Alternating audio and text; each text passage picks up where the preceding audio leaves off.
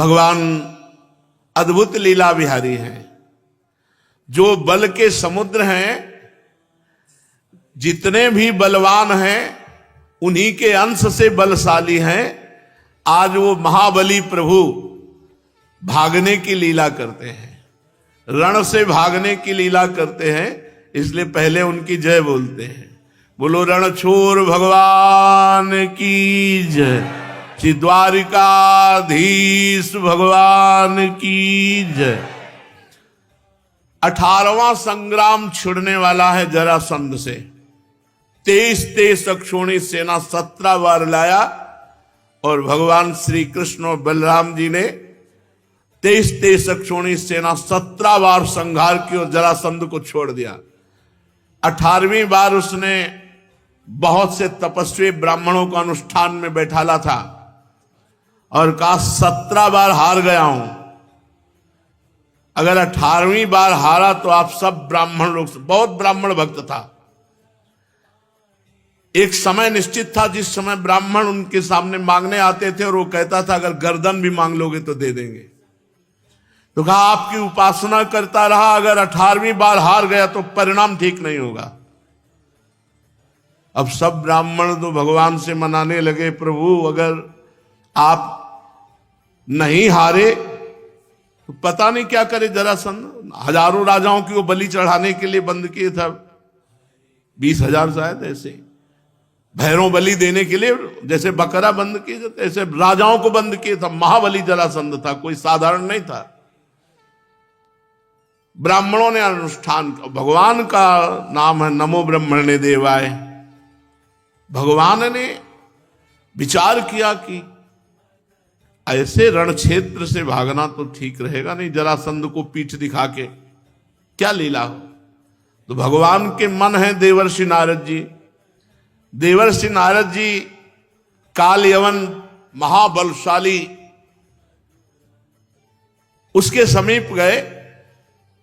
देवर्षि नारद जी एक ऐसे संत हैं, कहीं भी जाए सब जगह सम्मान होता था। कहीं भी राक्षस के पास भी जाए तो पूजा करेगा, देवता के पास जाए तो पूजा करेगा। सबको पता था नारद जी हमारे हित से।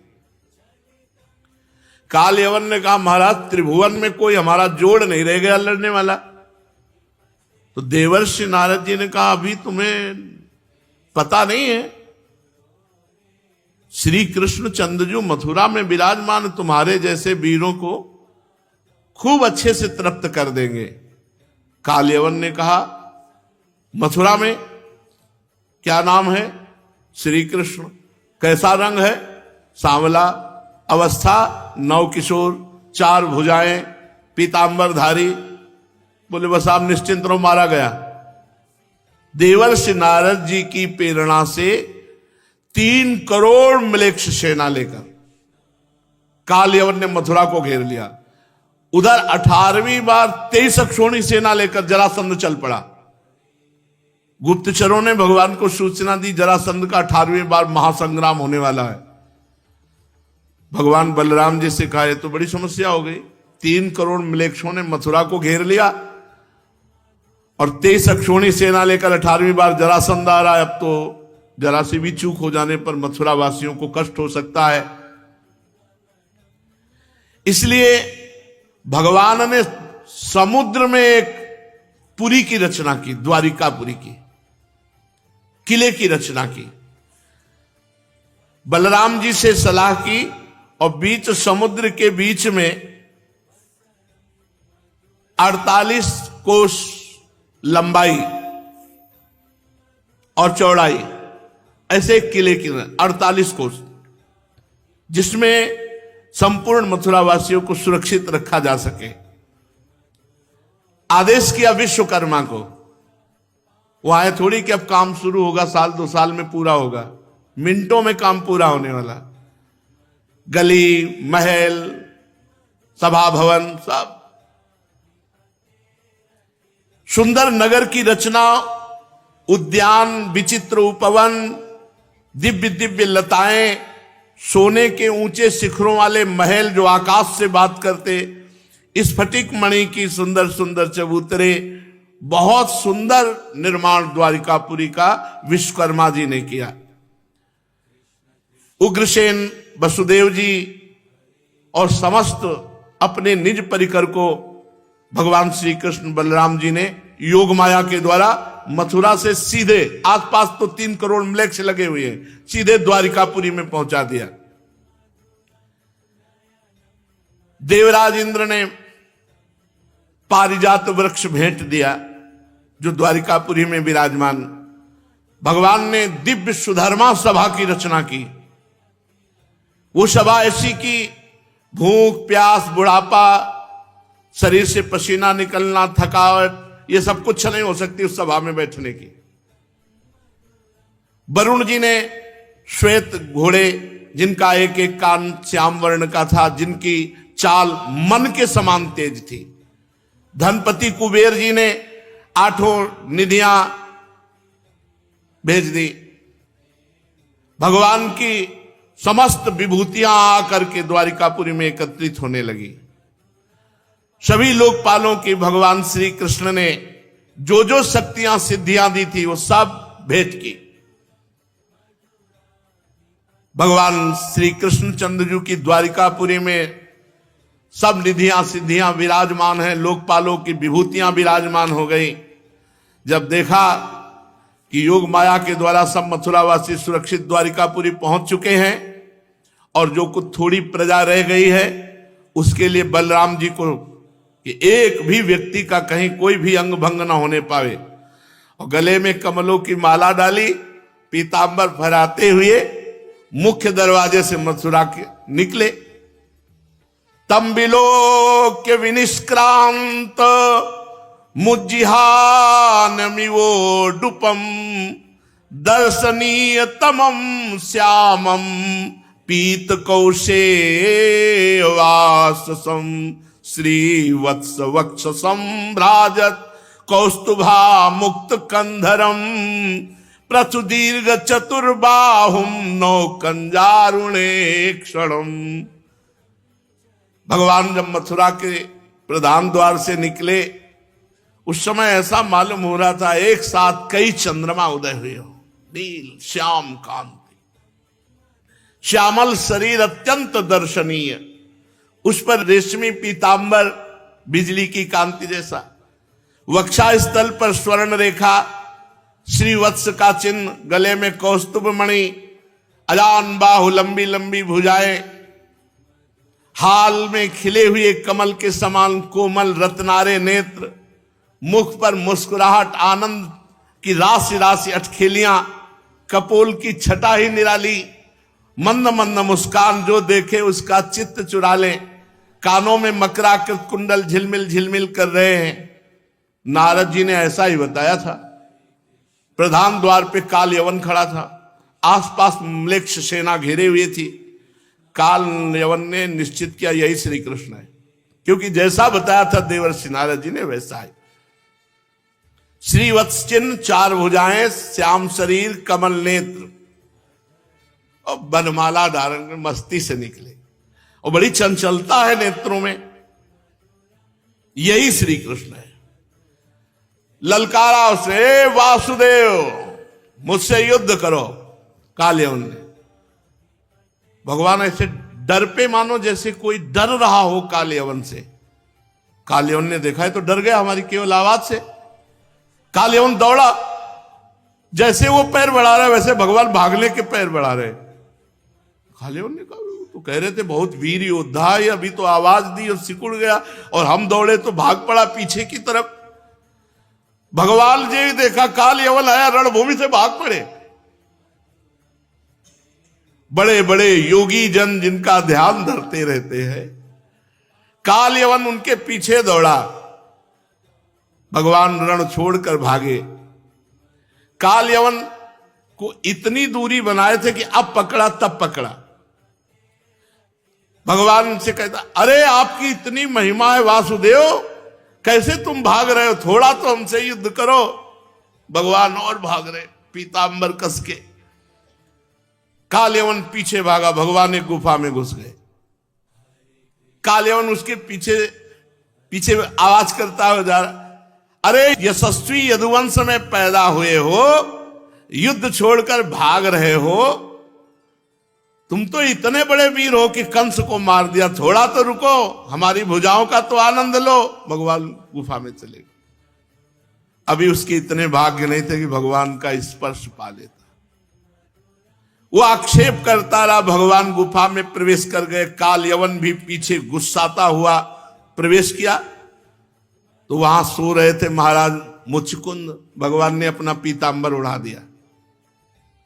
काल यवन ने सोचा कि इतनी जल्दी सो गया, ये इतनी दूर तो मुझे भगा के लाया और यहां इस प्रकार सो रहा है मानो साधु बाबा कोई पहले से ध्यानस्थ सो रहा हो। अभी हमारा परिचय नहीं जानता। काल यवन ने गुस्सा के एक लात मारी कस के।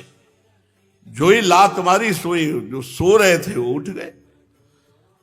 जो ही उठे और आंख खोली सोई, वो आग लग गई काल यवन के शरीर में, भस्म हो गया।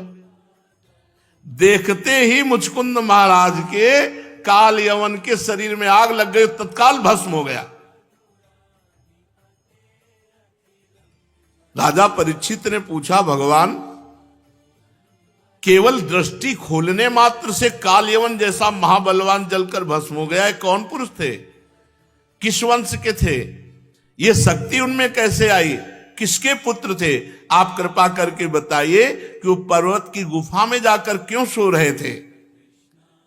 श्री सुखदेव जी महाराज कहते हैं, परीक्षित वे इक्ष्वाकु वंशी महाराजा मानधाता चक्रवर्ती सम्राट, उनके पुत्र राजा मुचकुंद थे। ये बड़े ब्रह्म ऋषियों के भक्त, सत्य प्रतिज्ञ, संग्राम विजयी महापुरुष थे महाराज मुचकुंद। एक बार इंद्रादि देवता राक्षस असुरों से अत्यंत भयभीत हो गए थे, तो उन्होंने महाराज मुचकुंद से प्रार्थना की कि युद्ध में हमारे साथ सहयोग करो। बहुत दिनों तक युद्ध करते हुए महाराज मुचकुंद ने दैत्य और राक्षसों को पराजित किया। स्वामी कार्तिकेय की सेनापति पद पर और मुचकुंद जी उनके सहयोगी। तो जब विजय हो गई तो समस्त देवताओं ने देखा कि बहुत युद्ध में श्रम किया है, आप वरदान मांग लो। आपने अपना राज्य और जीवन की आशा छोड़कर हमारे लिए युद्ध किया, इसलिए आप वरदान मांगो।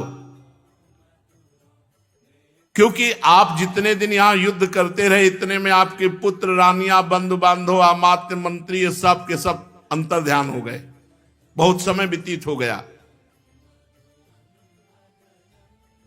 आपकी जो इच्छा हो हमसे मांग लो। कैवल्य मोक्ष देने का अधिकार केवल भगवान श्री हरि को है, हम सबको नहीं है।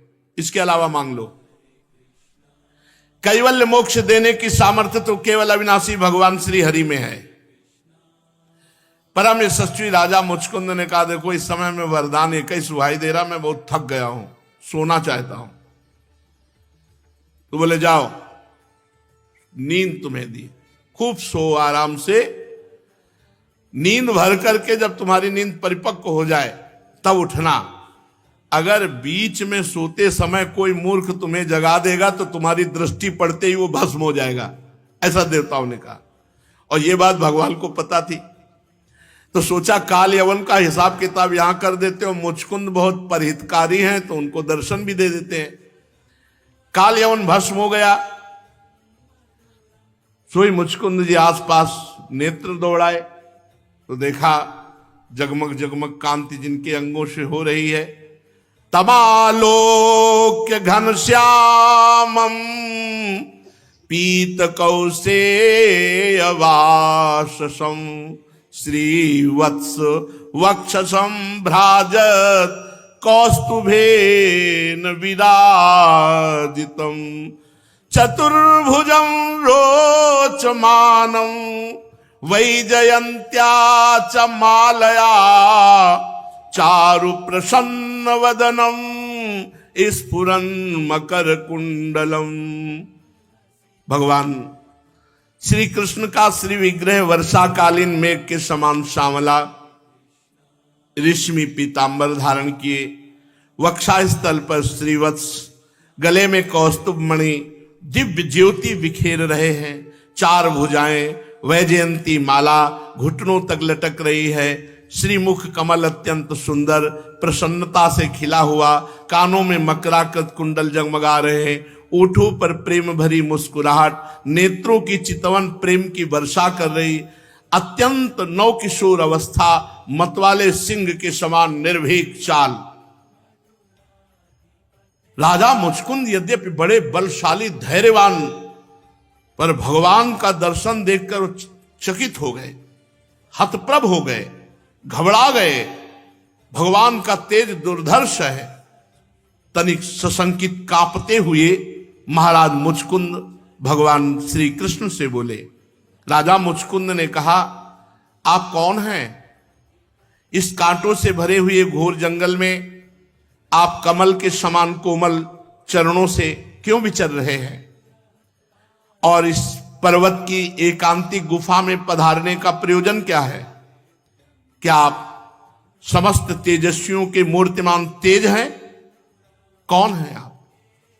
कोई दूसरा लोकपाल इतना तेजस्वी नहीं हो सकता। या तो आप ब्रह्मा हैं, या विष्णु हैं, या शंकर हैं। कौन है? क्या नारायण है? मैं समझ नहीं पा रहा हूं। आपके तेज से संपूर्ण गुफा का अंधेरा दूर हो गया। आपकी अंग कांति देखने की मेरी क्षमता नहीं, इतना तेज है।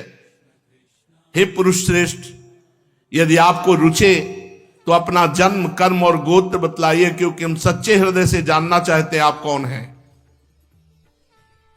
पुरुषोत्तम, यदि आप हमारे बारे में जानना चाहते हैं तो हम इक्ष्वाक वंशी चक्रवर्ती सम्राट महाराजा मानधाता के पुत्र हैं।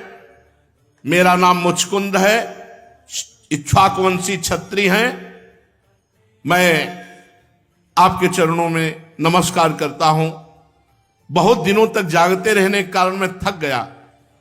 निद्रा ने मेरी समस्त इंद्रियों की शक्ति छीन ली थी, बेकाब कर दिया था। मैं यहां सो रहा था, अभी अभी पता नहीं किसने मुझे जगा दिया और उसके पापों ने उसको जलाकर भस्म कर दिया। इसके बाद परम सुंदर आपका दर्शन हुआ। महाभाग, आप समस्त प्राणियों के माननीय हैं। आपका दिव्य असह्य तेज मेरी शक्ति को छीन कर रहा है। मैं बहुत देर तक आपको देख नहीं सकता और आपसे बोल नहीं सकता। जब राजा मुचकुंद ने इस प्रकार कहा, तब समस्त प्राणियों के जीवनदाता भगवान श्री कृष्ण हंसते हुए मेघ गंभीर वाणी में बोले, प्रिय मुचकुंद, मैं अपना परिचय क्या बताऊं? मेरे अनंत जन्म कर्म है, मेरे अनंत जन्म कर्म है। मेरा नाम भी अनंत है, मेरे कर्म भी अनंत है, मेरे जन्म भी अनंत है। मैं भी अपनी गिनती नहीं जानता। संभव है कोई पुरुष अनेक जन्मों तक प्रयास करके धूल के छोटे छोटे कणों को गिन ले, परंतु मेरे गुण को, मेरे जन्म को, मेरे कर्म को, मेरे नामों को, मेरी लीला को नहीं गिन सकता। हरि अनंत, हरि कथा अनंता। भगवान कह रहे छोटे छोटे कण, धूल कण गिन लो, पर मेरी महिमा। इसीलिए वेद भी नेति नेति कहते हैं। राजन, सनक सनंदन सनातन सनत कुमार, ये परम ऋषिगण मेरे त्रिकाल सिद्ध जन्म और कर्मों का वर्णन करते रहते हैं, परंतु कभी उनका पार नहीं पाते। मुचकुंद, ऐसा होने पर भी मैं अपने वर्तमान के जन्म, कर्म और नामों का वर्णन करता हूं। सुनो, ब्रह्मा जी ने मुझसे धर्म की रक्षा के लिए, पृथ्वी का भार हरण करने के लिए, असुरों का संहार करने के लिए प्रार्थना की। उन्हीं की प्रार्थना से मैंने यदुवंश में वसुदेव जी के यहां अवतार ग्रहण किया, और अब मैं वसुदेव जी का पुत्र हूं, इसीलिए लोग मुझे वासुदेव कहते हैं। अब तक मैंने कालनेमी असुर, जो कंस के रूप में पैदा हुआ था, प्रलंबासुर, बकासुर, अघासुर, पूतनाएं, अनेकों साधुद्रोही असुरों का संहार कर चुका हूं। राजन, ये जो तुम्हारी दृष्टि पड़ते हुए भस्म हुआ, ये काल यवन था जो मेरी प्रेरणा से तुम्हारी तीक्ष्ण दृष्टि पड़ते ही भस्म हो गया। अब मैं तुम पर कृपा करने के लिए गुफा में प्रकाशित हुआ हूं, क्योंकि तुमने पहले मेरी आराधना की है और आराधना कभी भी विफल नहीं जाती। इसलिए राजन, तुम्हारी जो अभिलाषा हो मुझसे वरदान मांगो,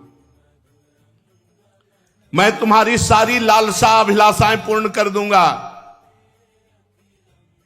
माम प्रपन्नो जनः कश्चिन भूयोर्हति सोचितुम, जो पुरुष मेरी शरण में आ गया उसके लिए त्रिभुवन की कोई ऐसी वस्तु पद नहीं है जो उसे प्राप्त ना हो जाए। ये श्री सुखदेव जी कहते हैं, परीक्षित, जब भगवान श्री कृष्ण ने इस प्रकार कहा तब राजा मुचकुंद को गर्गाचार्य जी की बात याद आ गई कि भगवान का अवतार होने वाला। वो जान गए स्वयं सच्चिदानंद भगवान पधारे हैं। आनंद में भरकर अश्रु प्रवाह करते हुए साष्टांग दंडवत की और इस प्रकार स्तुति प्रारंभ की। विमोहितोयम जनई समायया त्वदीयया त्वाम न भजन्त्यनर्थ दृक्, सुखाय दुःख प्रभवेषु सज्जते, गृहेषु योषित पुरुषश्च वंचितः। प्रभु, जगत के सभी प्राणी आपकी माया से अत्यंत मोहित हो रहे हैं। क्यों? क्योंकि वे आपसे विमुख हैं।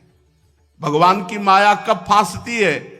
जब आप भजन नहीं करोगे, नाम जप नहीं करोगे, भगवान की अर्चना वंदना लीला कथा इनसे दूरी रहोगे तो माया फांस लेगी। प्रभु, जगत के सभी प्राणी आपकी माया से अत्यंत मोहित हो रहे हैं। वे आपसे विमुख होकर अनर्थ में फंसे रहते हैं क्योंकि आपका भजन नहीं करते। बस सुख की प्राप्ति के लिए घर गृहस्थी के उन झंझटों में फंस जाते हैं जो सारे दुखों के मूल स्रोत हैं।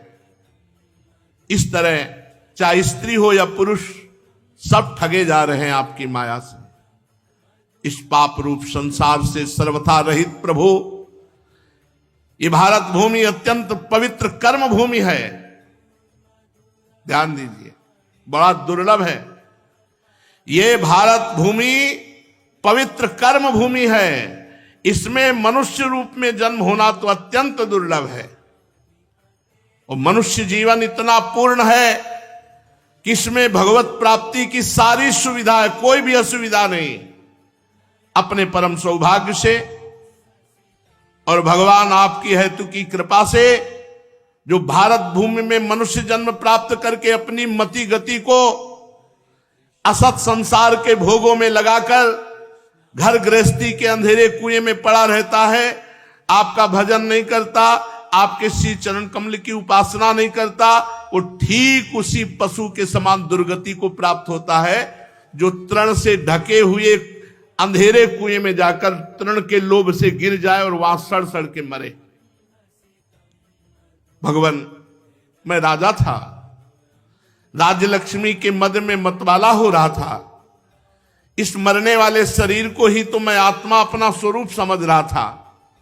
प्रभु, राजकुमार राजकुमारी, रानी, खजाना, पृथ्वी का लोभ, यही सब मुझे लग रहा था सत्य है। उन वस्तुओं की चिंता दिन रात मेरे गले में लगी रहती। इस प्रकार मेरे जीवन का यह अमूल्य समय बिल्कुल निष्फल व्यर्थ चला गया। जो शरीर प्रत्यक्ष ही घड़े और भीत के समान मिट्टी का है, दृश्य होने के कारण उन्हीं के समान अपने से अलग भी है, उसी शरीर को मैंने अपनी आत्मा माना, अपना स्वरूप मान लिया और अपने को मान बैठा नरदेव। मैं मदांध हो गया, कुछ समझा नहीं।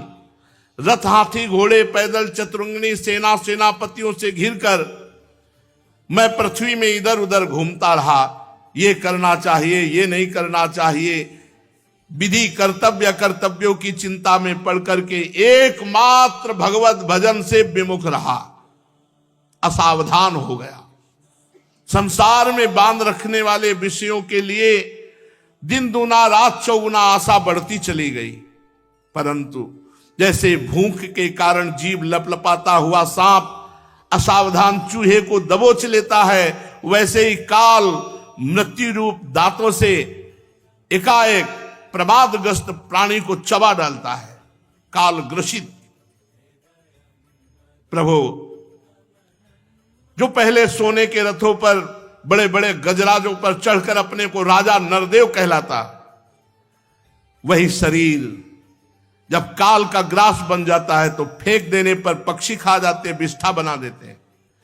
धरती में गाड़ देने पर सड़कर कीड़ा हो जाता है, आग में जला देने पर राख का ढेर बन जाता है। प्रभु जिसने सारी दिशाओं पर विजय प्राप्त कर ली और जिससे लड़ने वाला संसार में कोई रह नहीं गया, जो श्रेष्ठ सिंहासन पर बैठता है और बड़े बड़े नरपति जो पहले उसके समान थे अब जिसके चरणों में सिर झुकाते हैं, वही पुरुष जब विषय सुख भोगने के लिए जो घर गृहस्थी की एक विशेष वस्तु है अपनी रानियों के पास जाता है तो उनके हाथ का खिलौना उनका पालतू पशु बन जाता है। प्रभु बहुत से लोग विषय भोग छोड़कर पुनः राज्य आदि भोग मिलने की इच्छा से ही दान पुण्य करते हैं कि मैं फिर जन्म अगला लूं तो बड़ा सम्राट बनूं, ऐसी कामना रखकर तपस्या में भली भांति स्थित होकर शुभ कर्म करते हैं। जिसकी तृष्णा बढ़ी हुई है भोगे हुए भोगों को पुनः भोगने की इच्छा का नाम तृष्णा है, वह कदापि सुखी नहीं हो सकता। अपने स्वरूप में एक रस स्थित रहने वाले हे भगवान, ये जीव अनादिकाल से जन्म मृत्यु रूप संसार के चक्कर में भटक रहा है। बहुत सुंदर बात। भवाप वर्गो भ्रमतो यदा भवेद जनस्य तरहच्युत सत्समागमः सत्संगमो यर्हि तदैव सद्गतौ परावरे से त्वयि जायते मतिः। अनादिकाल से बार बार जन्म बार बार मरण, इस संसार चक्र में जीव भटक रहा है और जब संसार चक्र से छूटने का आपकी कृपा से समय आता है तब उस जीव को सत्संग मिलता है। सत्संग मिला, भगवान की हमारे ऊपर बड़ी कृपा है। अब हमारा आखिरी जन्म होने वाला है, इसीलिए भगवान ने हमें सत्संग दिया है। अब मोहि भाव भरोस हनुमंता बिनु हरि कृपा मिले नहीं संता जो प्रभु मोहि अनुग्रह कीना तो तुम आई दर सठ दीना। संतों का समागम भगवान की शुद्ध कृपा, बिनु सत्संग विवेक न होई राम कृपा बिनु सुलभ न सोई। जब जन्म मृत्यु चक्र से छूटने का जिस जीव के ऊपर भगवान की कृपा होती समय आता है तो उसे सत्संग मिलता है। ये निश्चय है कि जिस क्षण सत्संग प्राप्त होता है उसी क्षण संतों के आश्रय कार्य कारण रूप जगत के एकमात्र स्वामी आप में जीव की बुद्धि अत्यंत दृढ़ता से लग जाती है। भगवान, मैं ऐसा समझता हूं कि आज मेरे ऊपर आपकी परम अनुग्रह वर्षा हो रही है। क्यों? क्योंकि बिना परिश्रम के अनायास ही मेरा आज संसार बंधन टूट गया। आपका दर्शन, बड़े बड़े योगी लोग ध्यान करते रहते हैं, आप उनके ध्यान में नहीं आते, वो आप मेरे सामने खड़े हैं। हे अंतर्यामी प्रभु, आपसे क्या छिपा है? मैं आपके चरणों की सेवा के अतिरिक्त और कोई भी वर नहीं चाहता, क्योंकि जिनके पास किसी प्रकार का संग्रह परिग्रह नहीं है अथवा जो संग्रह परिग्रह के अभिमान से रहित हैं, वो लोग भी केवल आपके चरणों की सेवा की प्रार्थना करते रहते हैं। भगवान, भला बतलाइए तो सही, मोक्ष देने वाले आपकी आराधना करके ऐसा कौन श्रेष्ठ पुरुष होगा जो अपने को बांधने वाला सांसारिक सुख मांगे? नहीं चाहिए। इसलिए प्रभु, सतोगुण रजोगुण तमोगुण से संबंध रखने वाली समस्त कामनाओं को छोड़ करके केवल माया के लेस मात्र संबंध से रहित गुणातीत एक अद्वितीय चित स्वरूप परम पुरुष, हे श्री कृष्ण, मैं आपकी शरण में, मैं आपका शरणागत हूं। भगवान, मैं अनादिकाल से अपने कर्म फलों को भोगते भोगते अत्यंत आर्त हो रहा था। उनकी दुख की ज्वाला रात दिन मुझे जलाती रहती थी। मेरे 6 शत्रु काम क्रोध लोभ मोह मद मत्सर, ये 5 ज्ञानेंद्रियां एक मन, ये कभी शांत नहीं हुए। इनकी विषयों की प्यास बढ़ती जा रही थी। कभी किसी प्रकार एक क्षण के लिए मुझे शांति नहीं मिली। हे वासुदेव, हे शरणदाता, अब मैं आपके भय, मृत्यु और शोक से रहित श्री चरण कमलों की शरण में आया हूं। सारे जगत के एकमात्र स्वामी परमात्मा, आप मुझ शरणागत की रक्षा कीजिए। जब ऐसी मुचकुंद जी ने स्तुति की तो भगवान श्री कृष्णचंद्र जी ने कहा, सार्वभौम सम्राट, तुम्हारी मति, तुम्हारा निश्चय बड़ा पवित्र है, बड़े ऊंची कोटि के विचार हैं आपके। मैंने तुम्हें बार बार वर देने का प्रलोभन दिया, फिर भी तुम्हारी बुद्धि कामनाओं के अधीन नहीं हुई और मेरी चरण सेवा की बात की। मैंने तुम्हें जो वर देने का प्रलोभन दिया वो केवल तुम्हारी सावधानी की परीक्षा के लिए। मेरे जो अनन्य भक्त होते हैं उनकी बुद्धि कभी कामनाओं से इधर उधर नहीं भटकती।